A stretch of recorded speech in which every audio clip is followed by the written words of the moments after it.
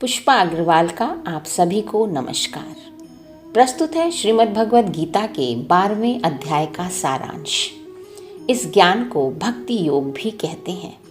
इसमें भगवान श्री कृष्ण ने भक्ति करने के विभिन्न रूप व उपाय बताए हैं। अर्जुन ने पूछा, हे माधव, संसार में मनुष्य आपकी 2 रूपों में पूजा करते हैं। कुछ योगी भक्त पूरी निष्ठा से आपके सगुण रूप यानी मूर्ति रूप की उपासना करते हैं और दूसरे योगी जन आपके निर्गुण निराकार अविनाशी रूप की। हे केशव, इन दोनों में से उत्तम कौन है?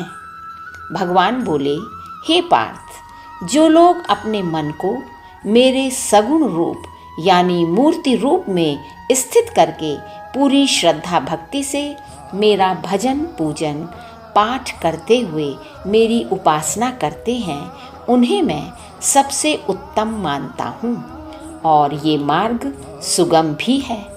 लेकिन जो लोग अपनी सभी इंद्रियों को अच्छी तरह से अपने वश में करके मन और बुद्धि से परे मेरे अविनाशी निराकार ब्रह्म रूप का एक ही भाव से निरंतर ध्यान करते हैं, वे भी मुझे ही प्राप्त करते हैं, किंतु यह मार्ग कठिन है। अर्जुन, जो लोग अपने सभी कर्मों को मुझे समर्पित करके मेरे सगुण रूप में अपना ध्यान लगाकर अनन्य भाव से मेरी उपासना करते हैं, मैं उन्हें जन्म मृत्यु के इस नश्वर संसार के आवागमन से मुक्त कर देता हूँ। इसलिए हे पार्थ, तुम अपने मन और बुद्धि दोनों को मुझ में लगाओ। ऐसा करने से तुम अंत में मुझे ही प्राप्त करोगे। अब भगवान श्री कृष्ण ने ईश्वर को प्राप्त करने के 4 सरल उपाय बताए। भगवान श्री कृष्ण बोले, अर्जुन, यदि तुम अपने मन और बुद्धि को मुझ में नहीं लगा पाते तो ऐसा करने का अभ्यास करो।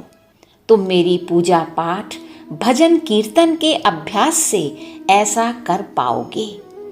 यही प्रथम मार्ग यानी अभ्यास मार्ग है।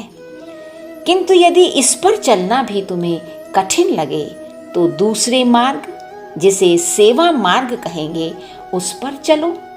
इसके लिए तुम मेरी सेवा को अपना परम लक्ष्य बना लो। ऐसा करने से भी तुम अर्थात मनुष्य मुझे प्राप्त कर पाएगा। यदि ये मार्ग भी कठिन लगे तो तीसरा मार्ग भी है। तुम अपने मन और बुद्धि को नियंत्रित करके सभी कर्मों से मिलने वाले फलों की इच्छा को त्याग दो। इससे तुम्हें परम शांति मिलेगी और मुझे भी प्राप्त करोगे। क्योंकि ज्ञान से श्रेष्ठ है ध्यान और ध्यान से श्रेष्ठ है कर्म फल का त्याग।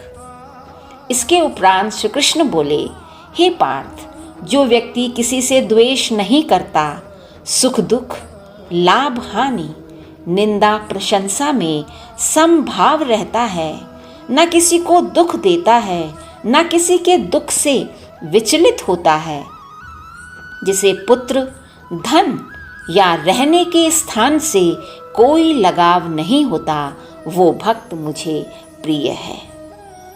लेकिन हे अर्जुन, जो मेरा भक्त पूरी श्रद्धा से मुझे अपना लक्ष्य मानते हुए मेरे परायण होकर निष्काम भाव से मेरे बताए मार्ग पर चलता है, वह मेरा भक्त तो मुझे अतिशय प्रिय है।